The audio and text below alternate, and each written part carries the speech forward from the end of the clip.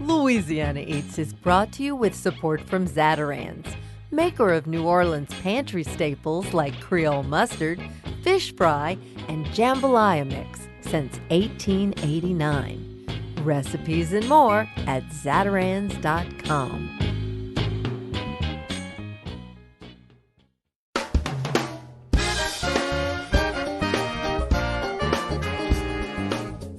From our studios in the Southern Food and Beverage Museum in New Orleans, this is Louisiana Eats.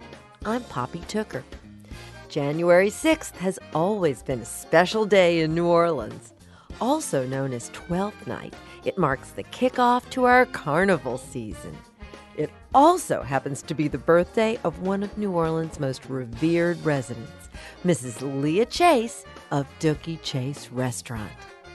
To help Leah celebrate her auspicious 96th birthday, we're dedicating this entire episode of Louisiana Eats to our beloved friend, the amazing Leah Chase. Over the years, Leah has generously shared her time and thoughts with our Louisiana Eats audience on many occasions. We've gathered together all those delicious pearls of wisdom and mixed in material from our archives to create this week's show, a tribute to the undisputed Queen of Creole Cooking. Mrs. Chase, this one's for you. So from all of the team at Louisiana Eats, we're sending you wishes for a very happy 96th birthday and many, many happy returns of the day.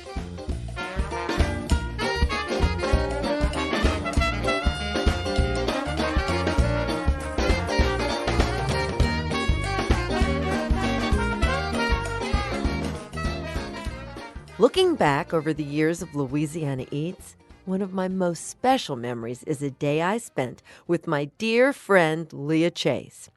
It was 12th night, 2012, and the occasion was Leah's 89th birthday. I'd received a call from then Mayor Mitch Landrieu's office asking if I could help facilitate delivering Mrs. Chase to Gallier Hall for a special birthday surprise. Leah agreed to allow a sound engineer along on our excursion, so off we all went together. Traditionally, the mayor kicks off the carnival season with a king cake party at Gallier Hall, but Mitch had a special surprise for Leah that day. Our excursion began literally at her kitchen door and carried us through the bumpy streets of New Orleans. So you've been in the kitchen since what time this morning? 6:30. 6:30. And so you made the okra gumbo because you do that every Friday? Every Friday. I do okra gumbo every Friday. I do lima beans and shrimp every Friday. So today I had to go and make the spaghetti for the meatballs. I did that.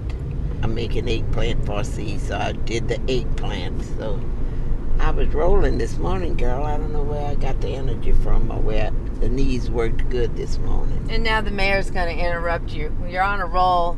He's calling you out the kitchen, huh? Calling me out the kitchen, but that's okay.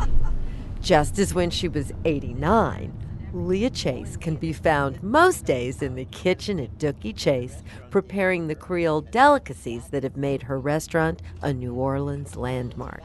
That's exactly where Leah has spent the past 7 decades, feeding generations of locals, celebrities, politicians, and civil rights activists.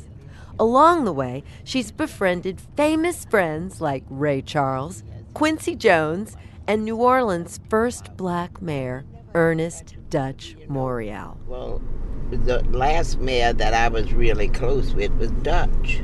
You know, the other ones, well, Mark, we were cool, but that's it. But, you know, but Dutch was the last. The rest, I wasn't too high on their list. Well, when you don't vote for them, you know what you're going to do. Oh, what you going to do? Leah is also famous for her work as a political activist, using her restaurant to help catalyze social change in the city. At a time when it was illegal to do so, Dooky Chase was one of the first restaurants in the South to serve black and white diners together. The upstairs meeting room operated as a hub for civil rights leaders like James Farmer, Martin Luther King Jr., and Thurgood Marshall. Leah's devotion to her restaurant is intertwined with her long-standing commitment to progress for her city.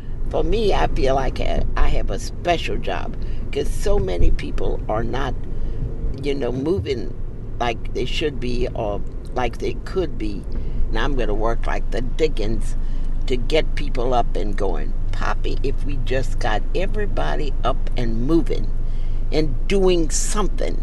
Everybody can't do the same thing, but everybody put their little party in and do what they have to do. We will have a magnificent city. Pick up your pants and go to work. In addition to her philanthropy, volunteerism, and advocacy efforts, Leah Chase is an avid art collector. Over the years, she's amassed an influential collection of African American art, which you can find hanging on the walls at Dooky Chase. In 2012, Leah, the patron, became the subject of a series of portraits by painter Gustave Blache that were displayed at the New Orleans Museum of Art. Later, one of the portraits was sent to the National Art Gallery in Washington, D.C., where it can be seen today. And it's all paintings of me in the kitchen of all the places. It's paintings of me working and doing things in the kitchen. Poppy, I look like heck. I do. My rear end look like it's about 5 feet wide. But I don't care. It's me. I say he painted me, even though he could have made me look like Halle Berry or somebody. Isn't that just our luck? You know, that's what happens. In front of the stove in the Smithsonian. Well, you take whatever you get. Whatever you get, you take it. When Leah Chase and I arrived at Gallier Hall, the 12th night festivities were underway. We sat in the front row with Cheryl Landrieu, then the city's first lady, between us. Soon after taking the stage, Mayor Mitch Landrieu offered his birthday tribute to Leah. I have a young lady here who I'm in love with. It's not my wife. Let me say that over. I have another young lady here that I'm in love with as well as my wife. She watches over me, and anybody who knows her knows that what I'm about to tell you is true. If you get out of line, she's going to smack you around a little bit. She did this to President Obama, who happened to grace her presence at his restaurant, you would think, but the young man had the audacity to put Tabasco in her gumbo, and she let him know it. Is that true? If I'm lying, I'm dying. She said, Mr. President, people don't put Tabasco in their gumbo in my shop. And then she let him do it because, of course, he was a leader of the free world. But this young lady is having her birthday today, 89th birthday, and we have flowers for Miss Leah Chase.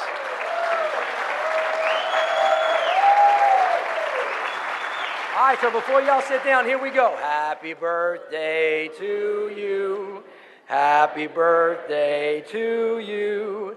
Happy birthday, Miss Leah. Happy birthday to you.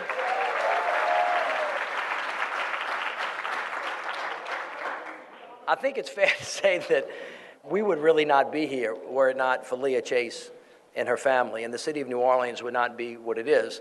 Dooky Chase was the place that opened up its doors in the deepest part of the South during our most difficult times so that people could have communion and find a way to seek and to grab common ground. And Ms. Chase has steadied our faces when they needed to be steadied, as only a great mother can, and a leader and a person that had great courage under very difficult circumstances. So Leah, from the bottom of my heart and the bottom of the heart of the people of the city of New Orleans, thank you for everything that you have done for us, and God bless you.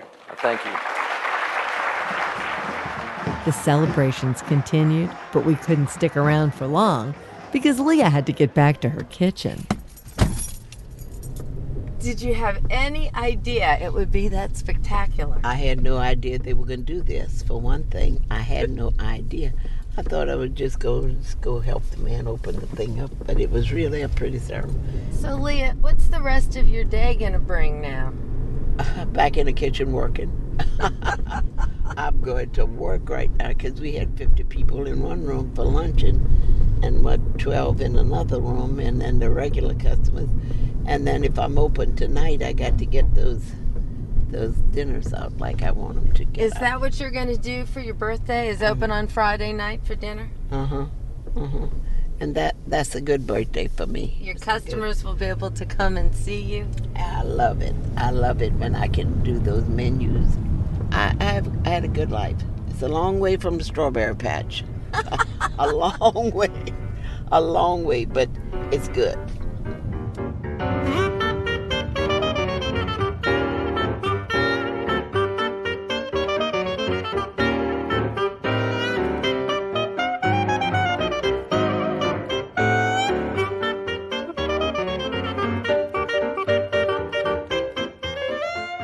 Born January 6, 1923, Leah Chase grew up on a strawberry farm in Madisonville, Louisiana, the eldest of 11 children who, despite their lack of material goods, never wanted for a thing. Speaking with us at her restaurant, Leah shared stories from those formative years. When I was coming up, we were so very poor. And what I'm so proud of, we were so poor. My mother had all these children, but people were kind to us. Big corporations didn't help like they help it today. And baby, that was a good thing. It made you work. It made you strive hard to get out of that poverty cycle.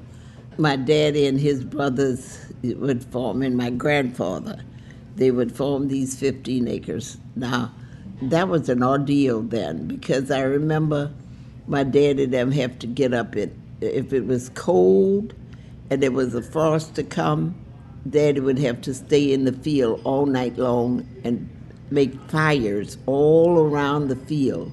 So when the berries came, you got up in the morning at 4 o'clock in the morning. Now we lived in Madisonville. The farm was like 5 miles out. Walked. You had to walk? Walked. Oh, goodness. Get out and pick those strawberries, 15 acres, come back home, get dressed, and go to school. How many children did your mom and dad raise over there? 11. 11. So we lived good lives. We lived off the land. We didn't have a lot of luxuries, but do you need all of that to live? Do you need all of that to be kind to people? No. I don't remember us being sad or anything, Poppy. We were never sad. And you know what? We did for one another. We had to scrub the floors on our knees and all that kind of stuff. We didn't complain about a thing. We'd sweep the yard, play hopscotch in the yard or whatever. Everybody was happy. And your treat at night was pecans. You know, they had pecan trees all around. You would peel pecans and you would play games for pecans and stupid little things. But we were so happy.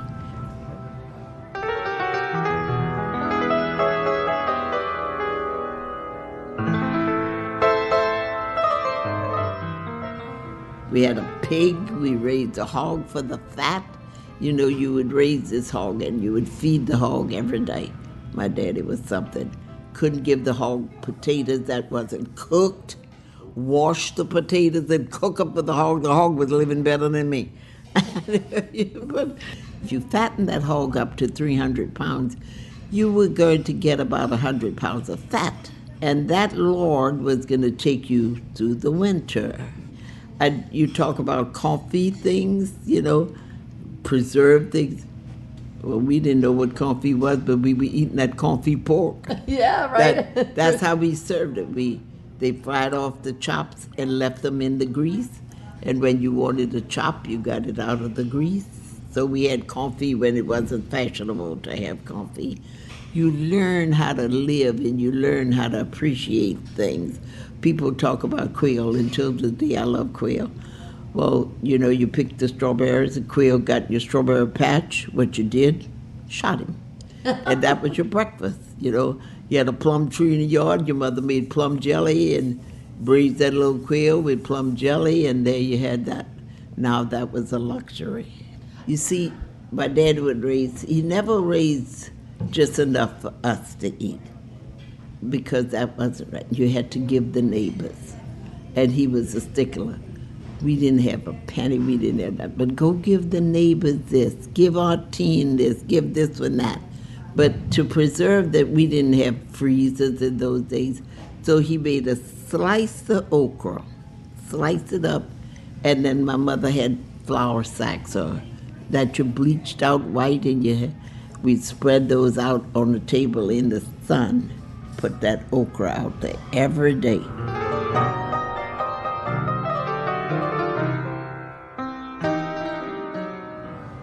Sunday dinner was stewed chicken. You didn't have chicken every day.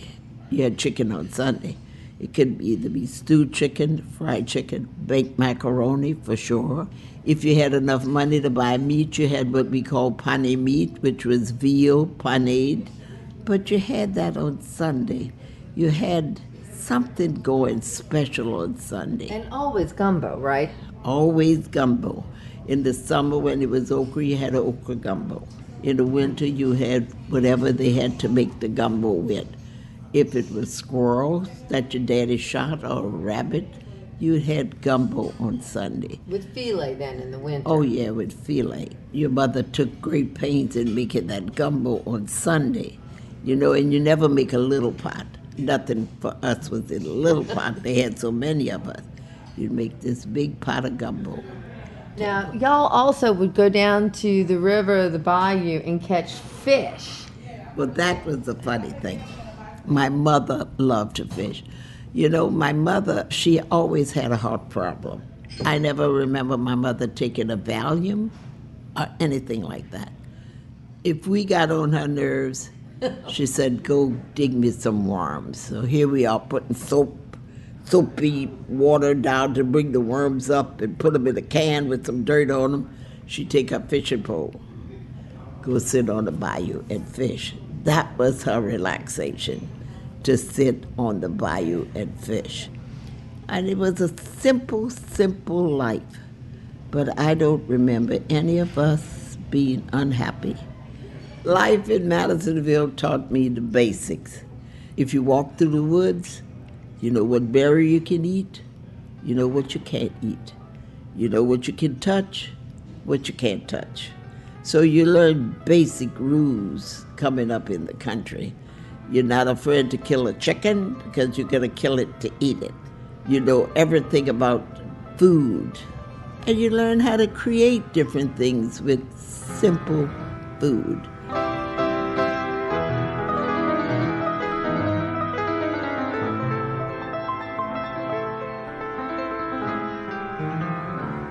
I got the Native Son Award for St. Tammany Parish. Now, who would have thought this poorest of poor little girl coming up would grow up to get the Native Son Award? That is a blessing. But that just shows you just work every day, have faith in God, have faith in yourself, and you can pull it off.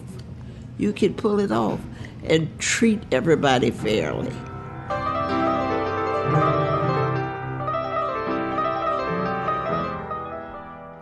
Right out of school, Leah Chase took her first restaurant job in a little cafe in the French Quarter. It was during that time that she found her calling as a restaurateur and met some memorable characters along the way. Speaking to Mark Cave for the Historic New Orleans collection, Leah remembered her early days working in the Quarter. The French Quarter's always excited me. After you cross Rampart Street, get into the French Quarter, it's like going to another city because it was a different life than I would see where I was living. And I kind of liked what I saw.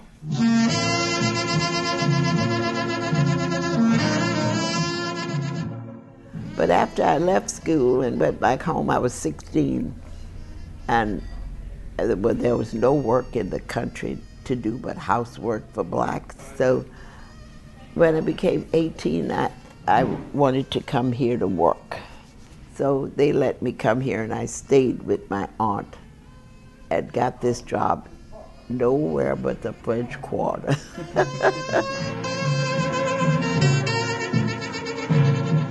They almost had a fit. That was unheard of, you know, this little Creole girl of color working in the French Quarter. That was a no-no. But I went to work and I saw things in the French Quarters, met people that interested me, like Ricky Alvarez, the great artist, Louis Henry Hobbs, another great artist. And you meet people, and I think that's what made me like, I'm a people person.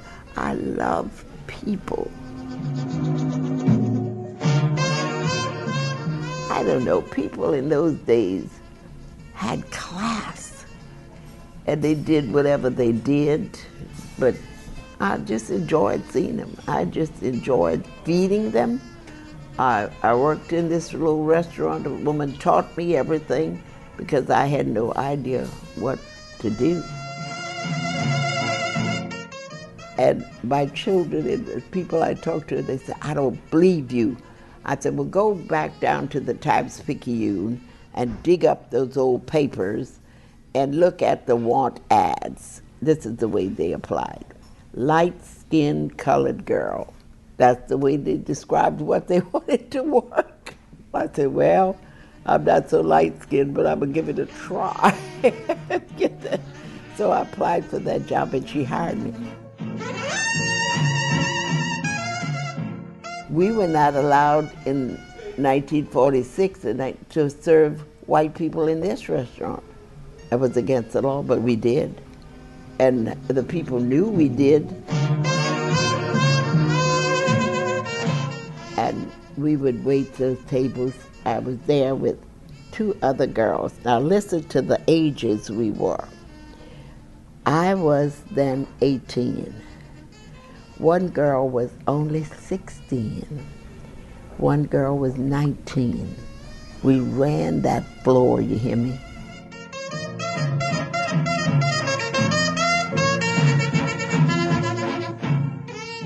I'll never forget, so I asked this chef, he was from Jamaica or somewhere, why don't they have women in here working in the kitchen? He said, well, because women can't pick up the pots. I thought to myself, well, I don't see you picking up those pots. I see I'm going to pick up the pots and wash them for you. I'm picking up these pots, washing these pots and do them. Why can't I be a cook or why can't I be something else? But it was a learning experience for me in those days. I remember the Old View Carre restaurant. And that's when Brennan's came up. I used to pass that restaurant every day, coming from work.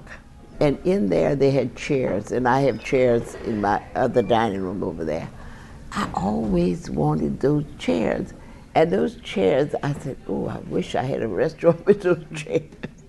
Never thinking I wish I could go in this restaurant. So I learned how to serve people, learned how to do things, and learned to love the restaurant business.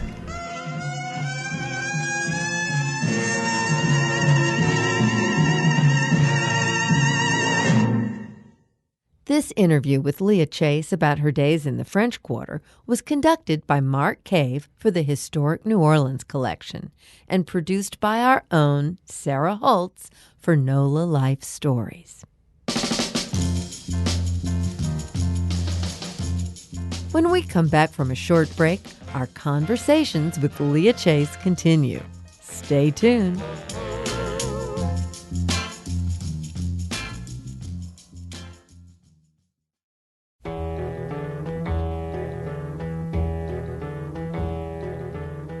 I'm Poppy Tooker, and you're listening to Louisiana Eats, edible content for Louisiana food lovers. Louisiana Eats is brought to you with major support from Rouse's Markets, from Camellia Brand, Beans Done Right, a New Orleans tradition since 1923, and from Ralph Brennan's Redfish Grill, home of the award-winning barbecued oyster Poor Boy and 9 varieties of fresh Gulf fish caught and served daily. Lunch, dinner, and private events at 115 Bourbon Street in the French Quarter.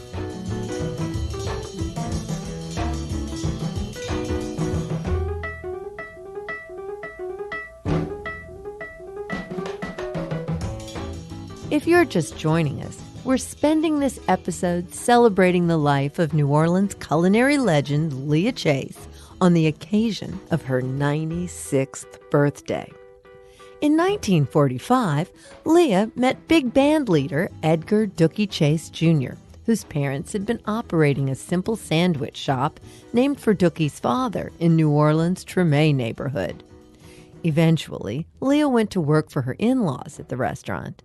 At that time, in segregated New Orleans, there were no fine dining establishments for African Americans. With linen tablecloths and napkins, silverware and stemware, Leah began her own quiet revolution. Serving Creole classics like gumbo and Chicken Clemenceau, Leah elevated the dining culture for everyone. And everyone meant black and white diners alike. Long before dining segregation ended, the upper room at Dooky Chase restaurant was a safe haven for civil rights activists to share a bowl of gumbo while hatching plans to change the world. Leah shared memories of that time with us, beginning with how she came to meet her husband and partner of 70 years, Dooky Chase. When I met Dooky, well, you know, he was with the music. He was a musician. And the funny thing about it is I never liked musicians. Well, he met me at a dance. He was up on the stage, directed his band. And he told everybody, I'm going to dance with that girl. They said, are you not? She's got to dance with you. So, sure enough. And then I came around and met his mother, and we could relate to the families were almost all alike. You know, all the so-called Creoles of color lived almost the same kind of life. You know, they worked every day, they cooked, they sewed, and that's what I did, sewed more than cooked. I didn't start cooking until I came in this restaurant. So, and it went on from there, and then we got married. How did Mr. Chase ask you to marry him? You've never told me this before. I never did, because it was just, you know, back in those days, you didn't have all the formality that you have today. You just know, well, we're going to get married. So we just went off and got married, you know. And that was so funny because he was only 18 years old and I was 23. Here we go off and get married. And when we come back, everybody said, oh, told my mother-in-law, this girl is just going to ruin your business. But my mother-in-law she wasn't like that. She was a nice lady, and she really was. She loved this business. And she always said, Leah, you're just like me. What she meant was our lifestyles were like. She loved this business, I loved this business. She truly loved her husband, and I truly loved Dooky. Then his daddy died. His daddy was a young man. His dad was only 57 years old. Wow. And when Big Dooky died, well, my mother-in-law had nobody else. So he had to come in here and work. He didn't really have a choice. It was what he had to do. He had no choice. It's what he had to do. Well, I never knew that he ever worked behind the bar here. He was a good bartender now. Didn't drink a thing. Never drank and never smoked. And I think that's why he couldn't relate to that music world. Because when he got, as much as he loved it, he knew the life of a musician was not easy. It is not an easy life. Particularly in the days that he came through, it was a hard life, a rough life. He used to sit right here and wait for people to come in, and they would talk, and he would talk about his music. He would sing to them and play his music.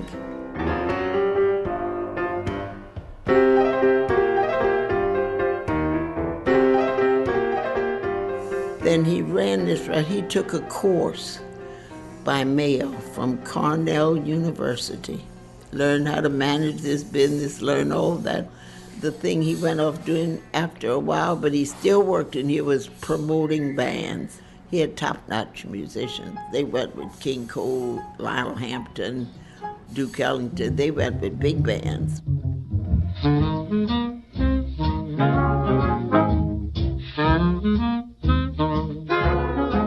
So he did a lot. And But people didn't know that because he was so low-key about what he did and how he did it. He used to work for the NAACP at that time.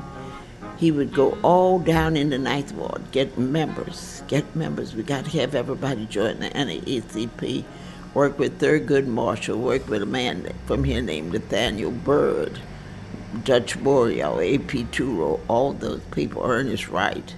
He was then responsible, I believe, for all of the people, the politicians, the members of the NAACP, the people who were moving to end segregation. He was the one gathering them here. He would gather them here. King, I'll never forget. See, that's when I used to go home at night.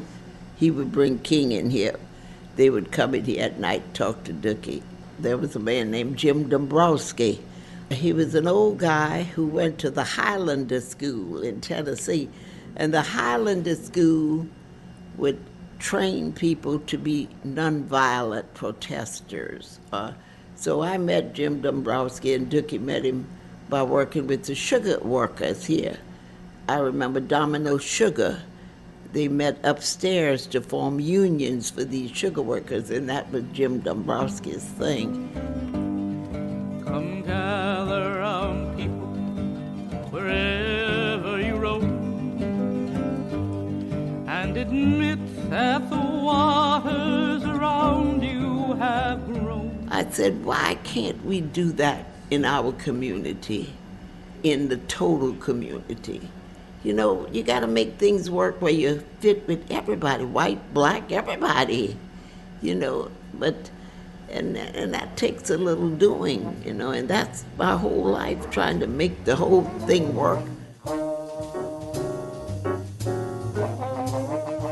Over the next several decades, Dooky Chase grew in size and national renown, as did Leah's reputation as the Queen of Creole Cooking. She became not just an icon, but also an inspiration for a new generation of African-American chefs. She would also take on a new role, art collector. Dooky Chase became home to quite a distinguished collection. Well, the walls are covered with African-American art by African-American artists, and some of my grandchildren's work, and some guys, big guys like John Biggers, Elizabeth Catlett, Samela Lewis, and David Driscoll. Those are my friends, John Scott.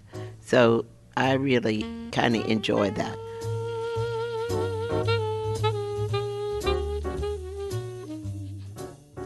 Like so many of us, Leah's life took a dramatic turn on August the 29th, 2005. Hurricane Katrina's floodwaters inundated Dooky Chase restaurant. Her art collection survived, but the culinary landmark was shuttered for almost 2 years. Leah, let's go back and visit those days right after the storm. When did you first come back to the restaurant, and when you got here, how'd you find it? So it was about a year before I came back in here. I kept trying to come, and they wouldn't let me through. And, you know, David, my grandson, was a fireman, and he kept saying, "Grandmother, you can't come." I said, "I know I can come." But the water was, 2 feet in here, 5.5 feet on the bar. It was terrible, terrible. I don't know how my grandkids did what they did in here. They really cleaned out the refrigerators and all that. I had about 50, 60 gallons of gumbo in that refrigerator and all the food, so that was an awful mess to clean out. And it wasn't just the restaurant you were dealing with. Your home and the homes of most of your family had all been devastated by the storm, too. Everything. We had no house. We had nothing. Everything was gone. But, and you know, people going to think this is weird, but I say thanks to FEMA, I had a trailer, you know that. So that was funny. Everybody became trailer trash, you know. Oh, well, everybody. Now, that's a good thing, because then you won't criticize people for living in a trailer. You will appreciate whatever they can have to live in. And I appreciated FEMA for giving me that space, because I had nowhere to go. And they did that, so that was fun. I even liked the Red Cross meals, beans, pork and beans and rice and a piece of bread. I was grateful for that. So How did the rebuilding here begin? What happened? As I said, I didn't know where to go or what to do. When I came in here, for some reason, I had no fear. I should have been afraid of everything, but I wasn't. And I just said, I know I could get a broom and a mop and clean. And I got an electrician in. He said, I'll have you some lights in here by tomorrow.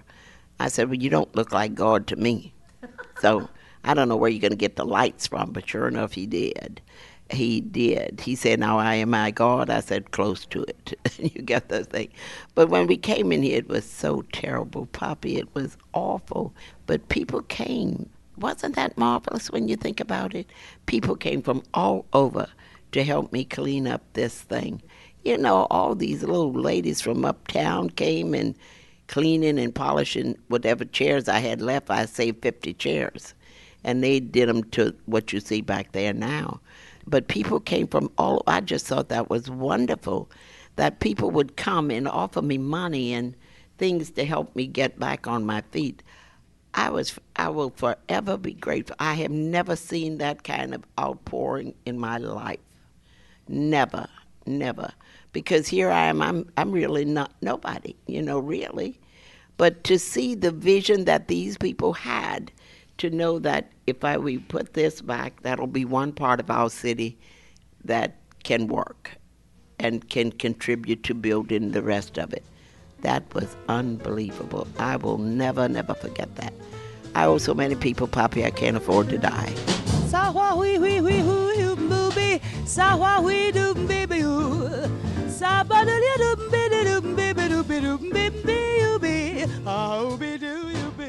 Speaking with Leah Chase again on the 10-year anniversary of the hurricane, she reflected more on Katrina's impact. I'm a believer in God, you know that. And when things happen like Katrina, it's for a purpose. We sitting up in New Orleans, we think we have it made to shade, taking everything for granted. And to me, God said, I'm going to slap you down, now you pick it up again. I'm going to slap you down, now you pick it up again. And that we have done. We had this old project across the street with the ugly stack of bricks. Take that out. It served a purpose. That purpose is over. Now you start again. Put new housing, better housing for people, and we did that. Those oaks who withstood the storm, we learned to sit in them and appreciate them. And all those things are important, and that's the good side of things. Don't keep gloating on the same old, same old. And everything that you think is bad, look for the good in it. It's just like looking at art. You might say, this is the ugliest thing I've ever seen. Take another look. Take another look.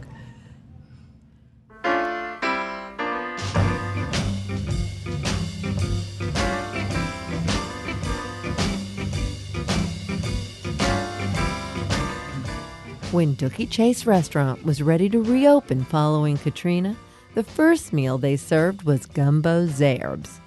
What exactly is gumbo zerbs? Stay tuned, and we'll answer that question when we come right back.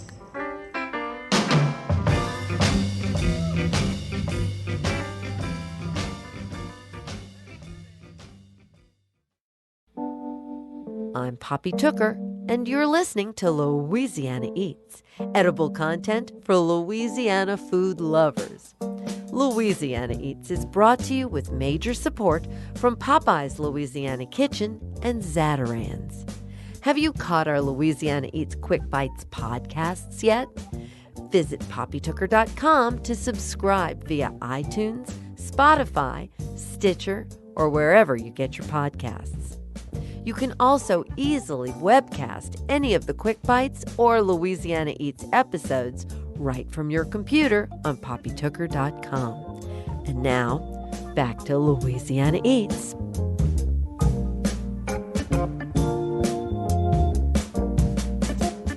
Here's this week's culinary quiz question, brought to you with support from Popeye's Louisiana Culinary Institute. What exactly is gumbo zerbs? It's a green gumbo served laden with lore. Depending on who you're talking with, it's either vegetarian or chock full of every kind of meat you can think of. The gumbo zerbs that Leah Chase serves every Holy Thursday is of the meat-filled variety. Leah says that in the Creole Catholic community, the gumbo zerbs was the last meal eaten before the Good Friday fasting that leads up to Easter Sunday. Meat-filled or meatless, the superstition surrounding the green gumbo is fascinating. Leah uses collards, mustard greens, turnip greens, beet greens, carrot tops, cabbage, lettuce, and when she can get it, a kind of pepper grass that grows wild on the levees in the spring. No matter what greens go into the pot, Leah says that for good luck, they must always be an odd number. 7, 9, 11. She believes that for every kind of green that goes into the pot, you'll make a new friend in the coming year. And she never fails to laugh and say, you gotta hope one of them will be rich. For a copy of Leah's Gumbo Zerbs recipe, visit my website at poppytooker.com. I'm Poppy Tooker, and Leah Chase's Gumbo Zerbs is real Louisiana Eats.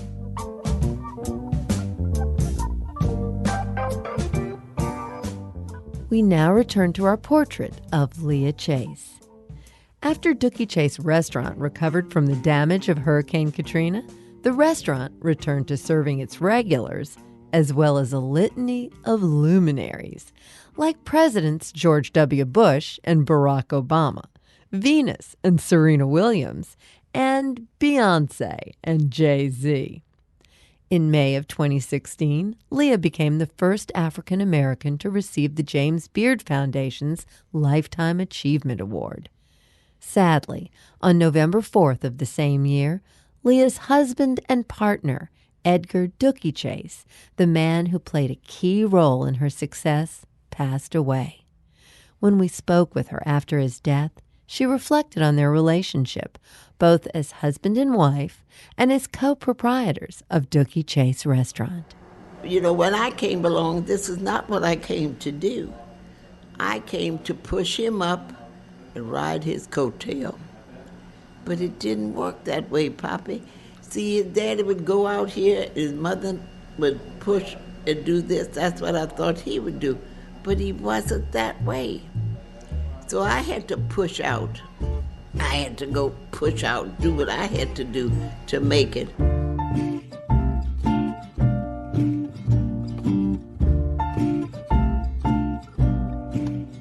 And his thing was always to take care of his family. His whole thing was, after he got so sick, was to be sure he left me and his children without any debt. That was his big things. Now, you know, I'm a different kind of person. I could own the world. And whoever pay for it, pay for it. Not Dooky. Not Dooky. He was always there to say, look, now, you can't spend this money. You can't do this. And that's going to be one thing I'm going to miss. Because he kept everything in order, everything straightened out. You all were married for 70 years. 70 years. 70 years we lived with people who said we were not going to make it. What was the secret to that 70-year marriage? The hardest thing about making a marriage work is women have to be almost super women, Poppy. Everybody can't do that, and every man is not going to be the same way. Dooky was a good man, easy man, and but I never tried to run over him. I never did that. As many awards as I get, and he was appreciative of it, but I never tried to overpower him. If you're a woman that has to go out front like I had to do to hold this business together, to make this business move, if he wasn't outgoing, then I had to be outgoing. You might not think that, man, like people who never saw Dooky, and I used to kid about that. Well, they say, well, Leah, why is always Dooky's name here? I said, look, I'm not stupid, Dooky's name stay up there where all the bills go to Dooky. He pay all the bills. They don't come to Leah. He pay all the bills.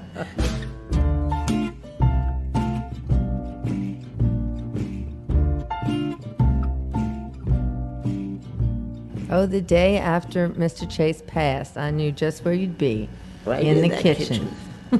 When I lost Emily died at about 1 o'clock in the morning. I had to open this place up. So I came in here. When my mother died, I had to open this place up. When Dooky died, I had to open this place up. That's not easy. No. It's not it keeps easy. you going. But it keeps me going. So I'm going to keep working. That's what I have to do for Dooky. I have to keep working for my children. I have to keep working for the city I live in. And I hope Dooky will look down on me and say, well, honey, you're doing it. You're making it work. So You have to carry on. you have to carry on. That is the hard part, is you got to carry on. And the only thing that's going to help you do that is other people. All the people here. We have to work together in this city. Now more than ever. More than ever. Our country is, I don't know where it's going. I have no idea. But it's not looking good for us. So we have to work and try to come together, everybody, and make it work. And in New Orleans particularly, I know we can do that.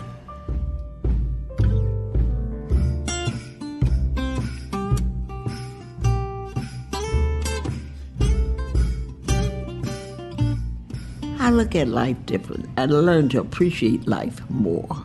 You know, I come in here every day. I'm slower than what I used to be, but that's okay too. You meet people, you're able to talk to people, people help you, you help them the best way you know how, and that is a wonderful thing, Poppy. And when I see people like you who scuffle, rise above it all, that's what women are supposed to do. That is the important thing, man. And that's what I try every day to make people understand about the power of women. If you just act like a woman, how powerful you can be, the wonderful things you can do just being a woman. So I try to do that all the time, and it really works. If you want to change anything about you, you have to do it yourself. It's what you did for self, what you did to better the whole world you live in. You are important to do things. And if everybody does what he's supposed to do, it makes a difference. No matter what you do, make a difference. You know, you can earn all the money in the world, darling, but if you don't make a difference in this world you live in, you're wasted your time. You've got to make a difference and help somebody else along the way. Leah Chase of Dooky Chase Restaurant.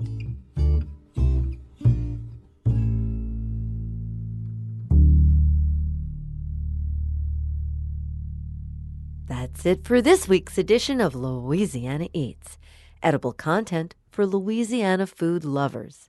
Have you visited poppytooker.com lately? That's where you'll find our full broadcasts along with our quick bites for podcasting or webcasting right from your computer or smartphone. Louisiana Eats is also available from iTunes, Spotify, or wherever you get your podcasts. Louisiana Eats is made possible with major support from Popeye's Louisiana Kitchen, Zatarain's, Rouse's Markets, Camellia Brand Beans, and from Don's Seafood, where the Landrieu family has been serving real Louisiana Eats since 1934. Visit Don's Seafood at one of their 6 southern Louisiana locations. Additional support for Louisiana Eats is provided by the Shreveport-Bossier Convention and Tourist Bureau and from Dickie Brennan's Steakhouse, a local New Orleans steakhouse serving prime beef and Louisiana Wagyu in New Orleans' French Quarter. Original theme music composed by David Pomerleau and performed by Johnny Sketch and the Dirty Notes. Big thanks to senior producer Joe Schreiner, producers Sarah Holtz and Reggie Morris, and to our business manager and social media maven, Maddie Mullidew. Come visit us anytime in our Louisiana Eats studios at the Southern Food and Beverage Museum. We're on Instagram and Facebook too. Louisiana Eats is a production of Poppy Tooker Broadcasting.